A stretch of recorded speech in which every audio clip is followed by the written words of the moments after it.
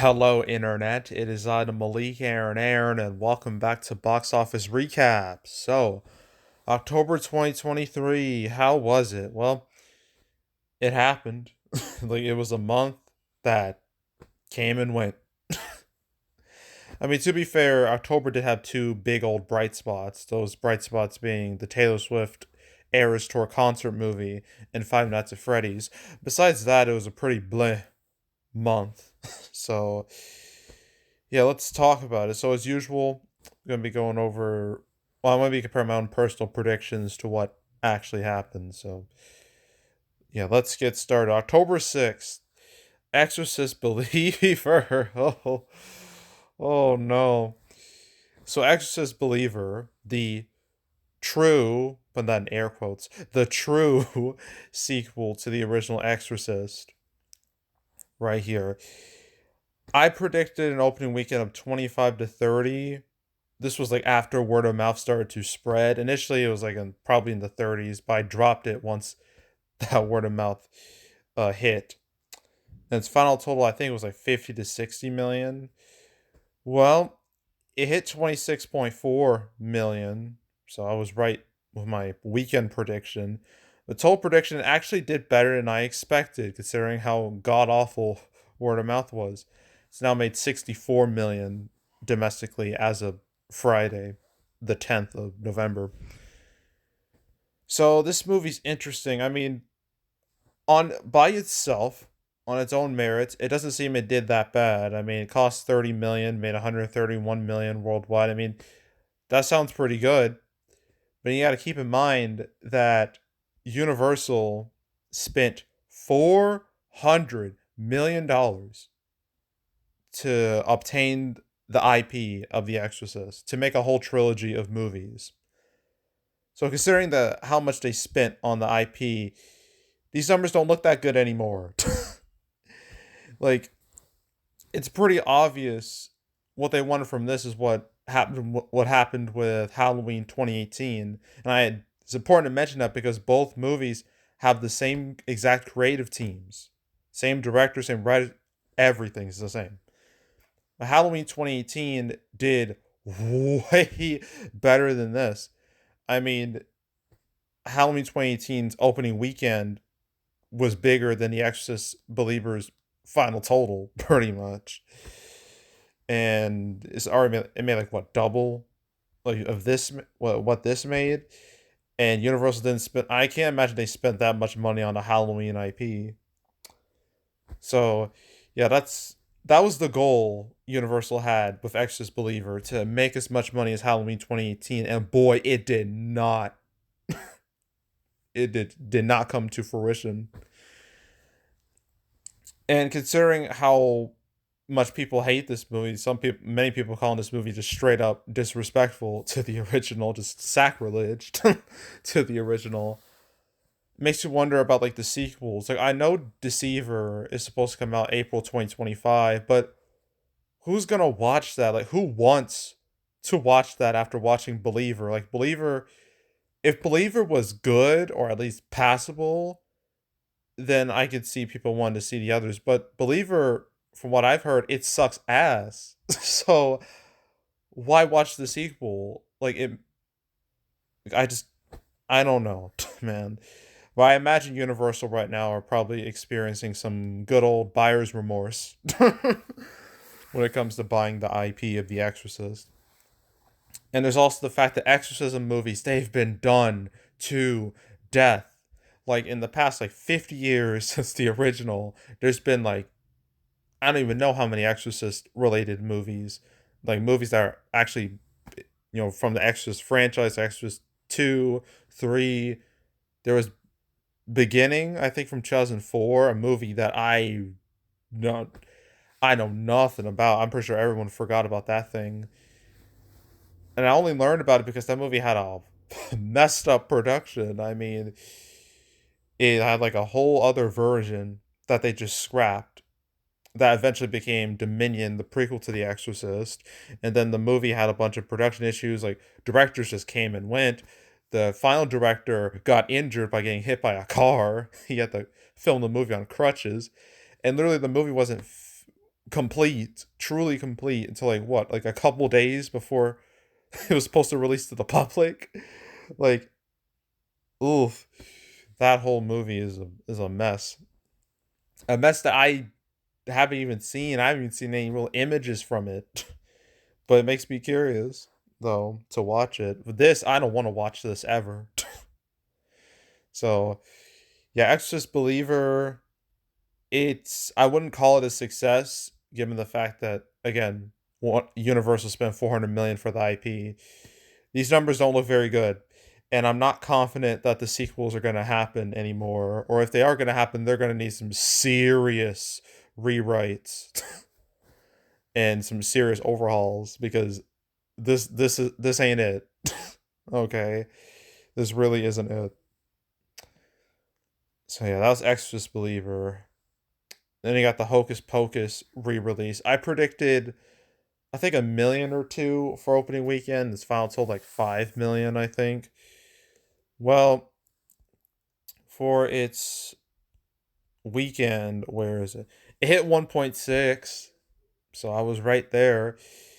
And judging by it's told from 2020 to like 2023, it is more or less hit 5 million. So I was correct there too. But yeah, I didn't expect this movie to do that great, mainly because like I know it's the 30th anniversary. I get that. But like why watch it in theaters when it's been like widely available to view like for decades, like on VHS, DVD, Blu-ray, 4K, Disney Plus. Like you're better off watching it on those than going to the theater to see this. And one would think this would do a little better considering Hocus Pocus 2 premiered on Disney Plus last year. You think this would get a boost because of that, but no. But you know, it really doesn't matter because this movie is a Halloween classic. People are gonna watch it like every Halloween because that's how it is. So it's not like Disney lost money on this. So yeah, I thought it would do a little better. It should have done a little better, but I guess for what it is, it's fine. I didn't make a video on When Evil Lurks because it was gonna be like on, I think it was Shudder, that streaming, the horror streaming service Shudder, like very quickly. So I thought it was just pointless to make a video on it. So I'm not gonna talk about it. All right. So we're moving on to October 13th. This is where things start to get real interesting. The Taylor Swift Eras Tour concert movie. So this was announced like late August, right? So this is when like shit was starting to really hit the fan with like movie releases because of the strikes. When the writer's strike and the actor strike were going on simultaneously. So a lot of movies had to get pushed back, moved out the calendar. Remember, Craven the Hunter was supposed to come out October 6th, but because of those strikes, they pushed that all the way back to next year. So there were a lot of gaps in the market because of the strikes. So Taylor Swift decided to fill in that gap a little bit by having a theatrical version of her Eras tour. So that's what she did. She partnered with AMC, who was the first time they ever distributed a movie. And when it was announced, like ticket sales went crazy. Like it just like the pre-sale numbers were on par with like the biggest Marvel movies. Like that's not even a joke. It made like 37 million in pre-sales after one day. So, yeah, it was a big, big, big deal. And it makes sense. I mean, Taylor Swift, I mean, she's been around for a long while and her fan base is stupid large. Like, you could literally make a country out of all the fans she has. Like, she has legions and legions of fans, Swifties as they call themselves. And the fact that there's also the fact that the Eras tour itself has been a smash hit. And I know there's been like a lot of controversy with like Ticketmaster and that whole thing, but Eras tour has sold like crazy. So for this, I mean, for fans, like this is the cheap way to watch the Eras tour. So I knew it would be a hit because of that. And so expectations just skyrocketed because of the pre-sale numbers and everything. And with opening weekend, I predicted 100 to 150 because I figured this movie would be very difficult to predict. Because sure, there's a lot of pre-sale buzz and whatnot, but the audience this movie has is the type that's kind of fickle. Like it's the type that shows up and then like for day one and then never show up again. Like say with the Twilight movies, for example. So yeah, predicting this was a little tough, but I predicted 100 to 150 million opening weekend, and it's total like 200 to 400 million, very wide range. And when it came out, it didn't hit those numbers. It only opened with 92.8 million, which I mean, calling that bad is ridiculous. But yeah, it didn't hit the triple digits I thought it would, and it didn't break Joker's record either, which I thought was a little surprising. So Joker, its record is saved for now. So yeah, and as of yesterday, this has now hit 168 million domestically. I don't think it's going to hit 200 million. I think that's way too ambitious. But yeah, but overall, like, sure, this didn't hit like the massive hits people thought it would, but it's still a hit regardless. I mean, these numbers are amazing for a concert movie. I mean, it literally made more than any concert movie like before it even came out, before people were even able to see the movie, just like pre-sales alone. And the fact that this movie didn't exactly have a normal release because it primarily played on weekends. Well, I should mention this Thursday previews happened at literally the last second, like 24 hours in advance. But it mainly played on the weekends and Thursdays and Halloween. So, yeah. And the thing is, I thought this was supposed to end like last weekend.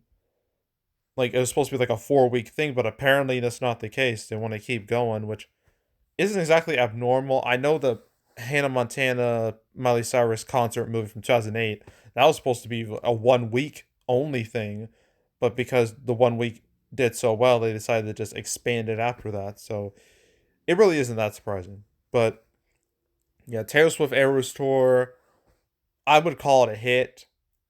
And because of this, I imagine AMC would want to distribute more concert movies because whenever like there's a slow period in movie going, just put a concert movie there. You can make a few $1 million.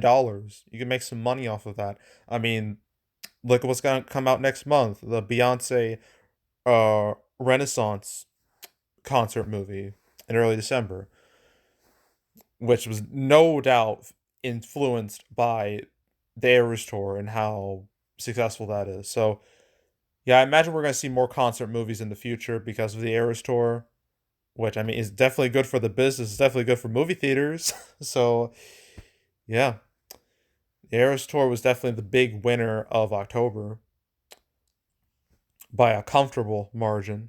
So yeah, so that was October 13th, and the thing is, the Eras Tour was so big, or like the hype around it was so big that a lot of movies either try to like avoid it by moving up like a few weeks or moving back a few weeks, or just straight up move like a few months later. Like that's how serious the Eras Tour concert movie was, that it was able to scare off other movies, including Exorcist Believer. That was supposed to come out the 13th. And man, they had a hashtag and everything. Exor Swift. They had it ready, and Universal decided to just move it up a week to avoid the Eras Tour. So that was a missed opportunity. But yeah, the Eras Tour did really well. Now we move on to October 20th. And I have to find the movie because, well, I guess it's down here, but I made the video like a week prior because I thought this would open wide the 20th, but it didn't. It opened wide on the 27th. So was, I apparently got false information, but I made the video anyway. So Yeah, might as well talk about it. So, Dick's the Musical, yes, that's the real name for this. It was a very weird movie, very um interesting flick. I didn't expect it to do well really at all. Like I mean sure, it's from A24 and A24 has a very niche but passionate audience for like weird like non audience friendly, like non-mainstream movies. But this I thought was a little too out there for that audience. And I think I predicted, I don't remember exactly. I think it was like 500K to a million. I think I'm pretty sure. I don't remember. And it made like 5 million or so. I don't, not 5 million, like two, three. It was very low numbers. Well, it didn't even reach that at all. It only opened, well, opened with like 400K in like 300 theaters. When it actually went wide, it only made 156K, which is terrible. And now it's pretty much gone from theaters. And it's now made 1.4 million, so that's not very good. But yeah, I'm not surprised considering the type of movie this is. But I imagine it'll probably get a cult following in the future. I think because of how weird it is. So, I mean, it's got that to look forward to. But yeah, it didn't do well, and I didn't expect it to do well. So, let's move on to the movies that actually went wide on the 20th. Killers of the Flower Moon.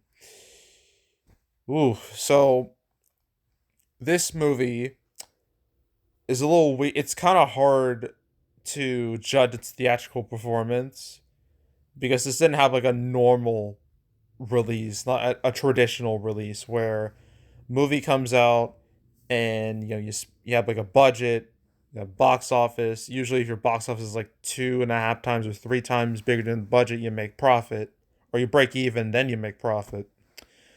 This isn't like those. Like this was from like Apple original, like Apple Studio. Was it Apple Studios? Yeah, it was like, yeah, Apple Film Studio, whatever.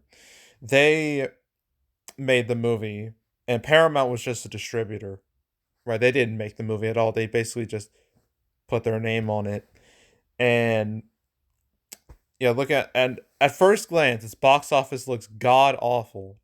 Okay, I predicted like 20 to 25 million, I think, and it hit like 23 million, and it's hit like 56 million as of Friday of yesterday. 123 million on a 200 million budget. That looks like the biggest bomb of the year, right?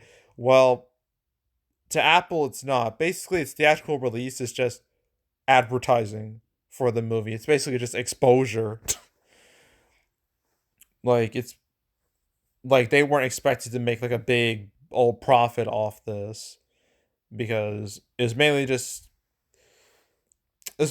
used for like award season hype and just to prop up, their catalog of like movies and shows that they can put on Apple TV Plus.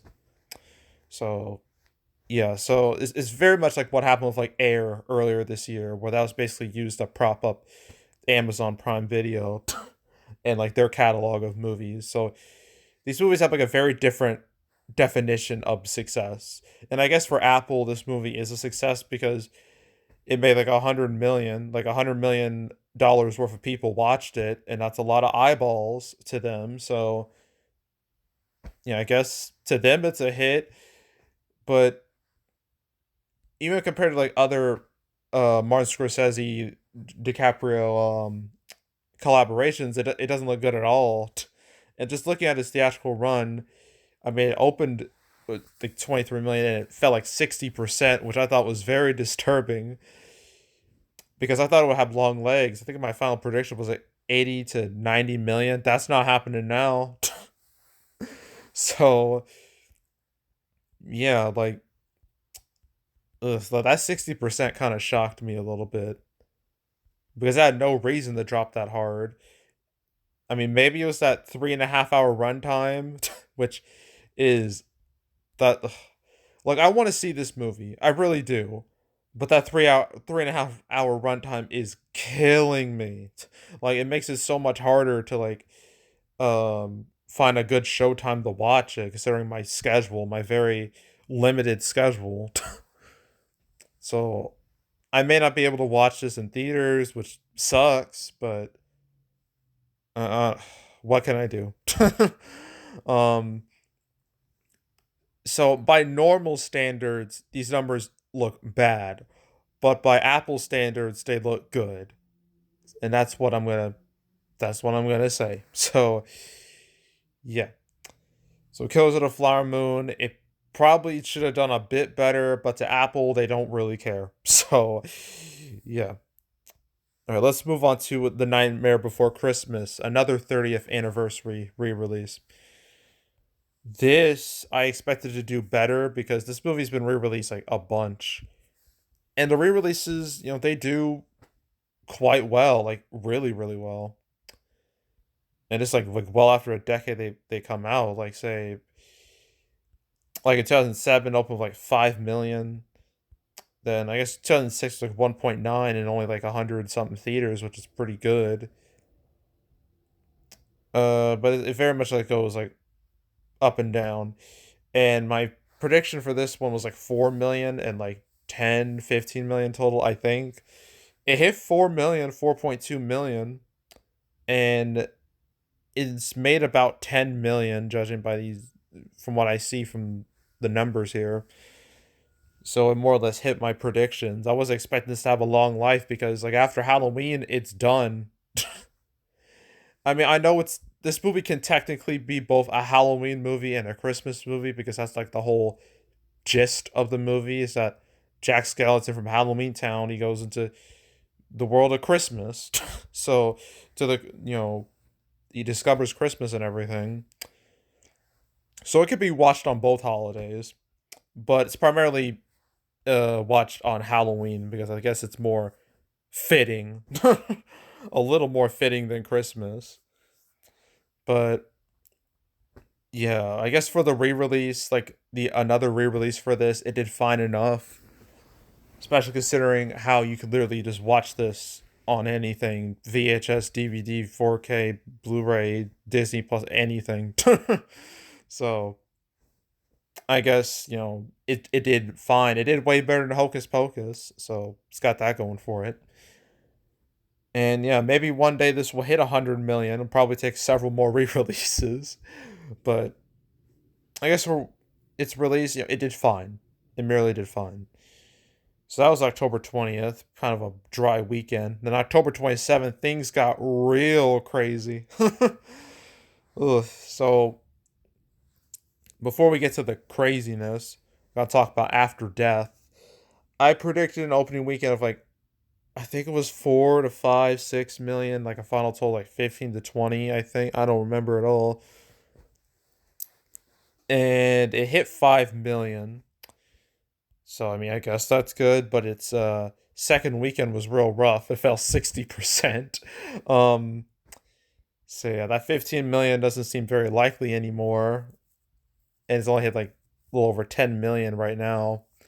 But I guess considering its low profile, it could have been worse. I mean, it made as much as like for Angel Studios, like that's the distributor here. Sure, there was no chance in hell it was gonna make Sound of Freedom money. That was never within the realm of possibility. But it did close to his only son. So I mean that's something. And for a documentary, like a number like this is actually not bad. Because documentaries, sure, some do really well, but most of them just go completely under the radar. So for a documentary standards, this isn't too bad. So and I can't imagine this costs too much to make.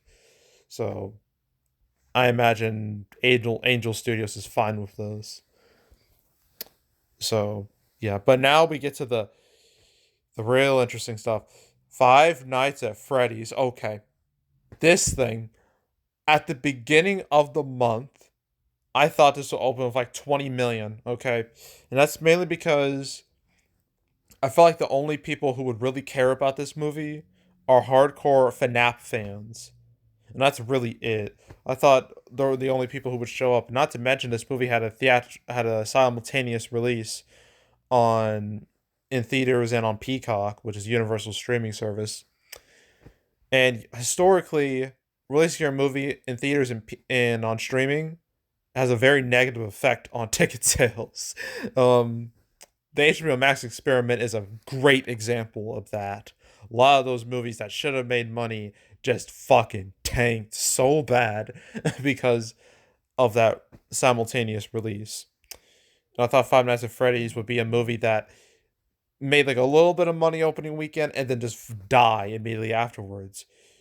Well, imagine my shock when I saw its Thursday preview numbers.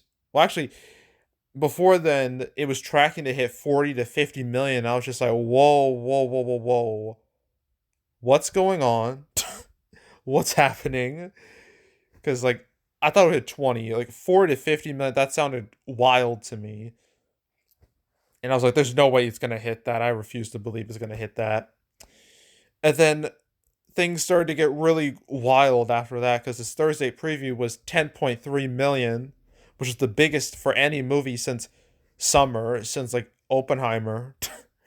uh so I was just like, what's happening? What the hell's going on? And I was looking at ticket sale, well, not really ticket sales. I was looking at usually what I like to do for Fandango, like I go on a Fandango and I check seats, that way I can see like how how anticipated the movie is just about how many seats are like filled up. And Five Nights at Freddy's, like those seats were filling up real fast. Like when I checked, most of those seats were gone, and I was like, "Damn, okay, people really give a shit about this."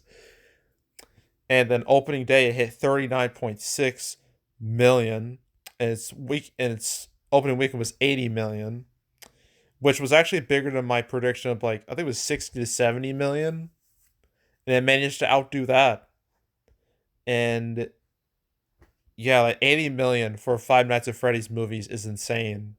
Absolutely insane. For video game movies, I believe the only one that's done better is the Mario movie, which came out earlier this year. So, yeah, and both movies are from Universal. Universal's been having a hell of a time with video game movies this year. So, yeah, that opening weekend shocked me to my core. But what I knew for a fact was going to happen was that this movie was going to crumble immediately after Halloween. Because obviously, this movie would do really well, like, in the Halloween season. But once November hit, it's game over. The movie's irrelevant. There's no reason to watch it anymore. So this movie literally had 5 nights to be relevant, 5 nights to live before it just imploded. And that's exactly what happened because its second weekend, oh, look at that drop, 76%. It's been a while since I've seen a drop that bad for a movie, for like a wide release movie. I don't think I've seen a drop this bad since I believe The Flash, which dropped like 72% or something. So yeah, it's been a while. um, yeah, this doesn't surprise me at all because of like the genre, the fan base surrounding it. It's the type that shows up day one and never shows up again. So genre, fan base, timing, reviews, Peacock, all those things resulted in that 76% dip. And as of Friday, it's now made 121 million, and I believe my final prediction was 120 to 130 million. So it hit it. It definitely hit it. And it's Friday was actually went pretty well. So it might have just a little bit of life left. But yeah, most of the hype was already spent opening weekend, really opening day. And the thing is, I actually watched this movie. I had no plans to watch it like weeks in advance. Before it came out, I was like, you know what? Maybe I should watch this. Maybe I should experience this just to say I did it. And like the hype surrounding it made me go, all right, I'm gonna do this. So I had to buy my ticket in advance, which is something I rarely do ever. The last time I did that was with No Way Home, because I knew that movie was gonna be a smash hit. So I went to the theater, I watched it, and I'm just like, Why so much hype? This movie is ass.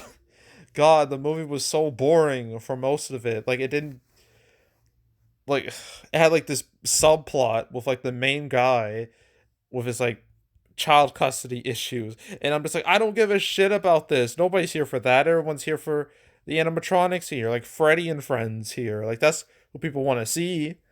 And when they were on screen, the movie definitely improved. And then like at the end, like you got more of the typical, Five Nights at Freddy's stuff people actually want to see. And the thing is, I'm not a Five Nights at Freddy's fan, so I was just going into it like I know about Five Nights at Freddy's. But I only played like what the first game and that's it. I know nothing about the weirdly vast lore of this series. So I came in just as like a kind of a non-fan just to see what all the hype was about. And yeah, I thought the movie stunk. But I imagine it's gonna get a sequel. No way, it's not getting a sequel. It made like 227 million worldwide. The budget was like 20 something million. So yeah, sequel easy. um. So and Five Nights at Freddy's is the biggest horror movie of the year. So that's another feather in its cap. So yeah, Five Nights at Freddy's. I don't think it was a good movie at all, but it made a lot of money even with the Peacock release, and I imagine with the sequel it's going to be theatrical only. Because the reason why they made this put this on Peacock was because Universal, they didn't exactly have the highest expectations for it, but I imagine they were just like, "Damn, we really fucked up." After seeing the how much money this movie was making, like, man, we really left money on the table, huh? So yeah, Five Nights at Freddy's definitely one of the biggest surprise hits of 2023. I I thought 100 million for this would be a pipe dream, and I was thinking like 100 million worldwide, not 100 million domestically. Like that, I didn't even think that was remotely possible, but it happened. So yeah, Five Nights at Freddy's insane hit right here. It was definitely a hit October really needed. Really the box office needed because things were so just depressing. All right, so what else do we got? Freelance. Oof. This thing. So I had insanely low expectations. I didn't think this movie would make like a dime. I thought it would make like 500K to a million because of the severe lack of marketing. Not to mention the movie was had like a 0% on Rotten Tomatoes. So I was like, ooh, no one's watching this. But for some ungodly reason, people actually showed up to see this somehow. It made open with 2 million, which I believe was better than my final prediction, actually. So that doesn't happen very often. And on my final total was like 2 million. Now it's made like almost 5 million. So I guess that's good considering considering the fact that I've never even heard of this movie beforehand. So it could have done a lot worse, a whole lot worse, but it doesn't mean his performance is good at all. But the fact that this movie was kind of just thrown out there, it definitely could have been worse. And yeah, I mean for John Cena, I know like this week has been kind of rough because his movie Coyote versus Acme, which he starred in, that got canned by Warner Brothers for complete bullshit reasons. And it's still people have become like very angry because of that, and rightfully so because that shouldn't have happened at all. And I saw like a hashtag release Cody versus Acme. I'm like, yes, yes, let's go. Keep those hashtags coming because Warner Brothers deserves all the shit for canning a movie that was apparently really, really good. That had high test screenings. It's not like it was awful or anything. So the fact that they just thought it wasn't worth releasing, it just baffles me and disgusts me, honestly. So yeah, but enough about that. I know I've been talking about that a lot, but man, that really pisses me off so much. And both things, both this and that, starred John Cena, so there was a bit of connecting tissue there. But yeah, Freelance didn't do well, but it wasn't as bad as it could have been, performance wise. And then we got Inspector Sun, a movie I don't even know why I made a prediction for this movie because of the box office. There's nothing. Doesn't show anything. I think there's probably numbers out there, but I don't feel like looking them up. And I predicted like I don't even remember what I predicted. Like less than 500K, I think. I don't know. And like $1 million, I don't think it's hit that at all. So yeah, we're just that's it. So that was October. Yeah, October. It was not as bad as it could have been. Like the Taylor Swift Eras tour, I think we all knew that was going to be a hit. But everything else looked kind of dry. But Five Nights at Freddy's low key saved the month. So yeah, so October it could have been a lot worse, a whole lot worse, if the Taylor Swift Eras tour concert movie wasn't announced. And so now we're in November. The first week of November was a waste of time. Second week of November, you got another waste of time. The Marvels. It is tanking, and it is tanking hard, man. It's man. I already made a whole prediction video on that, how much of a train wreck that's becoming. So yeah. Then you got Hunger Games, Battle of Songbirds and Snakes. I don't think that's gonna do great because the Hunger Games, like it's been 8 years, no one really cares anymore. The hype is long dead. Like they really, like they struck when the iron was stone cold. like, like I don't know. Then you got Next Goal Wins, Thanksgiving, Trolls Band Together, Wish, Napoleon Saltburn. Yeah, I'm not expecting like I don't think there's like a single movie in November that I can confidently say will be a strong hit. So that's not great. But yeah, that's what November looks like. So yeah, that's it. That's all. Make sure to subscribe, like this video, leave a comment, turn on notifications, share the whole drill. Want to check out more videos like this? Got playlists on the homepage. All previous recap videos I made on the channel. Want to watch any of the ones I've done this year? You can go right ahead. There's also box office predictions, where I predict box office for movies. Any movie here that I talked about in detail, or I guess, or lack of detail in the case of Inspector Sun, but any movie I really talked about, I made a prediction video for it. So you want to watch any of those videos or any of the other ones I've done this year or the past few years, go right ahead. There's also the canceled series where I go over all the movies that were supposed to come out but didn't. Made like 3 canceled episodes like this week. Episode 215, 216, 217. You want to watch any of those or any of the ones I've done on the channel, want to binge them all from beginning to now, highly encourage you to do that, so go do it. And yeah, that's it. That's all. I am out. Goodbye.